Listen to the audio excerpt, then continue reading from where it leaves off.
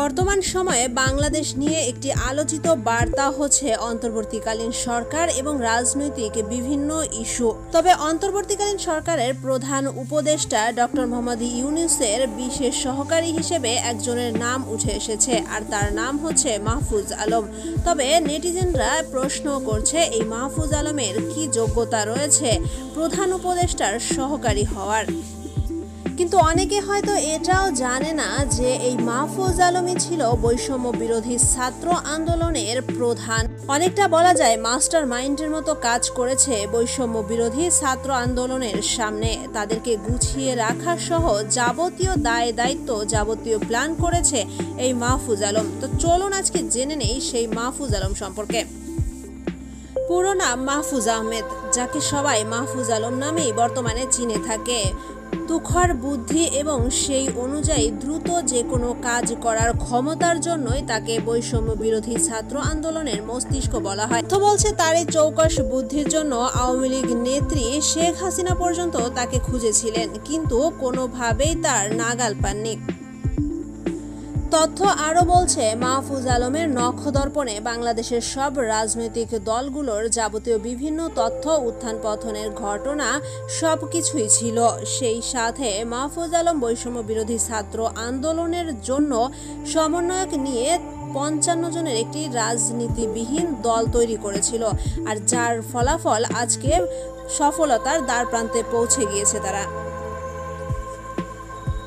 ছাত্র আন্দোলন যেন কোনোভাবেই রাজনীতির ছায়াতলে বা রাজনীতির দিকে চলে না যায়, সেদিকেও সর্বদা খেয়াল রাখতেন মাহফুজ আলম।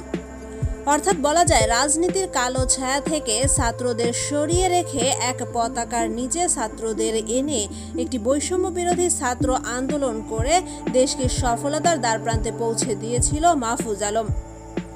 এজন্যই তাকে ছাত্ররা সমন্বয়কদেরও সমন্বয়ক বলে অভিহিত করেছেন।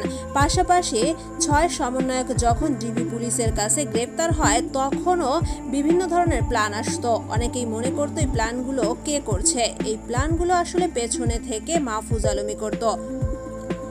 আন্দোলনের সময় Bangla blocked, complete shutdown, March for Dhaka, এই সবগুলোই মাহফুজ আলমের প্ল্যান করা ছিল, আর এই নামগুলো তিনি দিয়েছিলেন।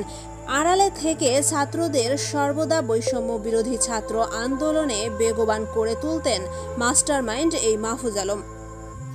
তবে সম্প্রতি ডক্টর মোহাম্মদ ইউনূসের সহকারী হিসেবে যখন মাহফুজ আলমকে নিযুক্ত করা হয়, তখন থেকেই প্রকাশ্যে আসে মাহফুজ আলম। তবে অনেকে মনে করেন সার্জিস আলমকে এই পদে নিযুক্ত করা হলে হয়তো এতটা সমালোচনা হতো না, কিন্তু তথ্য বলছে মাহফুজ আলম এরকম 10টা সার্জিস আলমকে তৈরি করার ক্ষমতা রাখে। মাহফুজ আলম সম্পর্কে বলতে গিয়ে ঢাকা বিশ্ববিদ্যালয়ের প্রাক্তন ছাত্র রবিউল ইসলাম বলেন, ঢাকা বিশ্ববিদ্যালয় আসলেই একটি আশ্চর্যজনক জায়গা, যেখানে প্রতিনিয়ত ইতিহাস তৈরি হয়। তিনি আরও বলেন, ইতিহাস বলছে সিরাজুল আলম খান জহুরুল হক হলকে কেন্দ্র করে একটি সংগঠন গড়ে তুলেছিল, যার নাম দিয়েছিল স্বাধীন বাংলা বিপ্লবী পরিষদ। আর ঠিক তেমনইভাবে ঢাকা বিশ্ববিদ্যালয়ে আবারও তৈরি হয়েছে ঝাঁকড়া চুলের নতুন এক যুবক। বৈষম্য বিরোধী ছাত্র আন্দোলনের এই মাস্টারমাইন্ড মাহফুজ আলম ১৫-১৬ শিক্ষাবর্ষে ঢাকা বিশ্ববিদ্যালয়ে আইন বিভাগে পড়াশোনা শুরু করেন। তার জন্মস্থান লক্ষ্মীপুর জেলায়।